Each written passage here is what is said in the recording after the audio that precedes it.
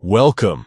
If you want to make sure you never miss an Instagram Live, enabling vibration for live video notifications is a smart move. In this guide, I'll show you exactly how to set up vibration alerts for Instagram Live videos, so you'll always know when your favorite creators go live, even if your phone is on silent.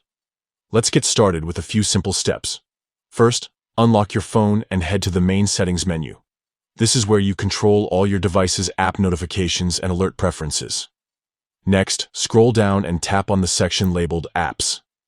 This will bring up a list of all the applications installed on your phone. Find and select Instagram from the list. Tapping on Instagram opens up the app-specific settings where you can manage how notifications behave. Now, tap on Notifications.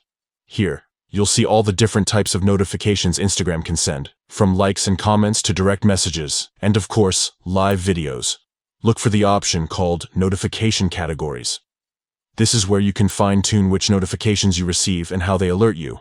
Within the categories, find and tap on the Live Videos option. This setting controls how you're notified when someone you follow starts a live broadcast. Finally, you'll see a toggle switch for Vibrate. Make sure this is turned on.